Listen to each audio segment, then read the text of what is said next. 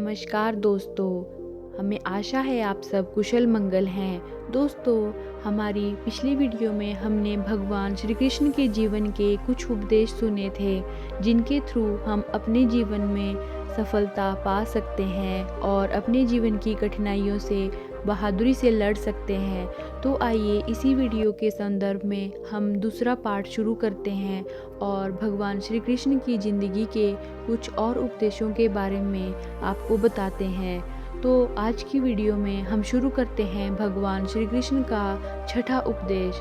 दोस्तों, मनुष्य को जब सफलता मिलती है तब उसमें अहंकार जाग जाता है।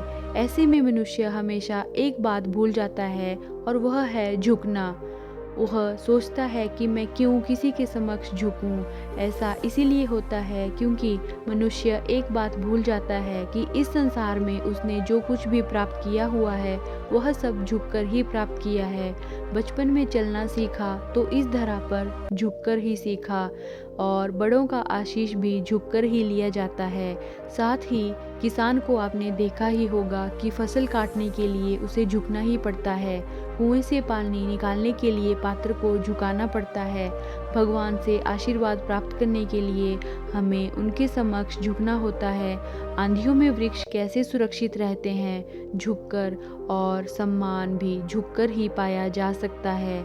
दोस्तों, इसमें यह समझने की आवश्यकता है कि झुकने का अर्थ खुद के आत्मसम्मान को खोना नहीं है, बल्कि उसका अर्थ है विनम्रता। हम सब मनुष्य आकाश की ऊंचाइयों तक पहुंचने के लिए किसी पक्षी की तरह पंखों के मोहताज नहीं हैं, बल्कि हम जितना झुकेंगे उतना ही हम ऊपर उठते चले जाएंगे। भगवान श्री कृष्ण का सातवां उपदेश। दोस्तों, संसार में कई ऐसे लोगों को आप जानते होंगे जिन्हें आप स्वार्थी मानते होंगे और आवश्यकता पड़ने पर ही वह आपका स्मरण करते हैं, अन्यथा वर्षों तक कहीं भी दिखाई नहीं पड़ते। लेकिन जैसे ही आपकी आवश्यकता होती है तब वह लोग हाथ जोड़कर आपके सामने सज्ज हो जाते हैं। अब आपको उन लोगों पर बड़ा क्रोध आता होगा और आपका मन खिन्न हो जाता होगा। फिर आपके मन से यह स्वर निकल जाता है कि इस व्यक्ति की सहायता कभी ना करना। लेकिन आप ऐसा कभी मत कीजिए।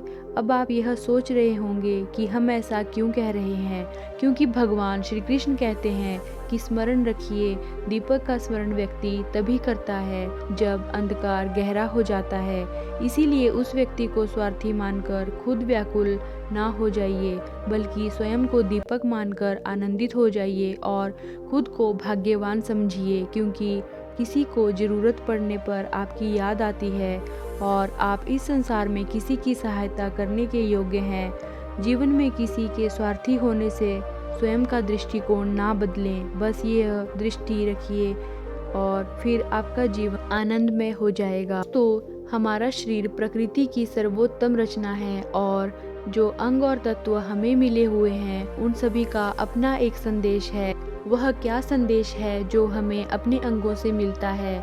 हमें दो आंखें दिए हुई हैं देखने के लिए, कान सुनने के लिए, दो हाथ हैं परिश्रम करने के लिए, लेकिन जीभ केवल एक ही है और उस पर भी नकुले बलिष्ठ दांत दिए हुए हैं उसकी रक्षा करने के लिए। क्या आपने कभी सोचा है कि क्यों? क्योंकि शब्द और शब्दों का उपयोग मनुष्य का सबसे बड़ा शस्त्र है, जिसका उपयोग जितना सोच समझ कर किया जाए उतना ही मनुष्य अपने जीवन में ऊपर उठता है।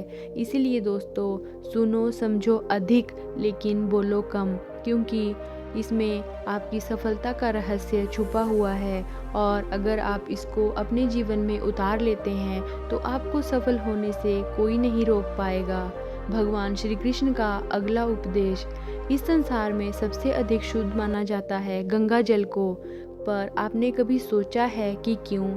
क्योंकि गंगा जल का आविर्भाव ही शुद्ध होता है और उसका जन्म शुद्ध होता है। जहाँ से उसका प्रारंभ है वह तो शुद्ध है और प्रारंभ का शुद्ध होना अति आवश्यक है। हमारे जीवन में प्रारंभ होता है हमारे विचारों से, इसीलिए हमेशा अपने विचारों को शुद्ध रखिए, क्योंकि इन विचारों से बनते हैं आपके शब्द। आपके शब्दों को शुद्ध रखिए, क्योंकि शब्दों से आपके कार्य संपन्न होते हैं और अपने कार्यों को शुद्ध रखिए, क्योंकि आपके कार्य ही आपका स्वभाव बनाते हैं। फिर हमारे स्वभाव से हमारी आदतें बनती हैं और आदतों से ही हमारा चरित्र बनता है। यह चरित्र संसार के समक्ष आदर्श के रूप में आता है, लेकिन विचारों से आदर्श तक की ये यात्रा तभी शुभ है जब हमारे विचार शुभ होंगे और शुद्ध होंगे।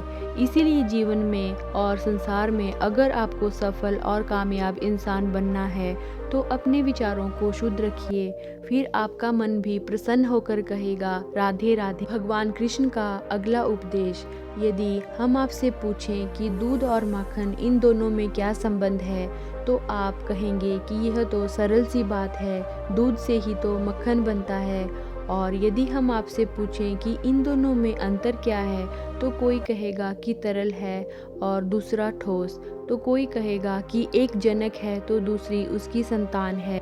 नहीं, इन दोनों में अंतर है शुद्धता का, क्योंकि मक्खन दूध से कहीं अधिक शुद्ध है। इस बात को कुछ इस प्रकार से समझा जा सकता है कि यदि कोई कीट आकर उस पात्र में गिरे जिसमें दूध रखा हुआ है तो उस समय आप क्या करते हैं, आप दूध को फेंक देते हैं। लेकिन यदि कोई कीट आकर उस पात्र में गिरे जिसमें मक्खन रखा हुआ है तो आप क्या करते हैं, आप उस कीट को निकाल कर फेंक देते हैं, क्योंकि वह कीट मैला और दूषित है। ठीक उसी प्रकार यदि हमारा मन निर्मल ना हो तो कुविचार रूपी ये कीट आपके मन को भी दूषित कर देगा। लेकिन यदि हमारा मन मक्खन की भांति शुद्ध हो तो आपके मन में ठहरे हुए कुविचार को स्वयं ही मन से बाहर जाना होगा।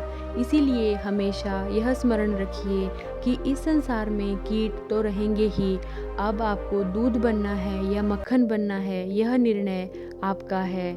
सफलता दिलाने वाले भगवान श्री कृष्ण के जीवन के ये उपदेश अगर आपको पसंद आए हों और आपके लिए उपयोगी सिद्ध हों तो हमें कमेंट बॉक्स में राधे राधे अवश्य लिखिए और हमारे इस वीडियो को आगे से आगे शेयर कीजिए। धन्यवाद। आपका समय शुभ रहे।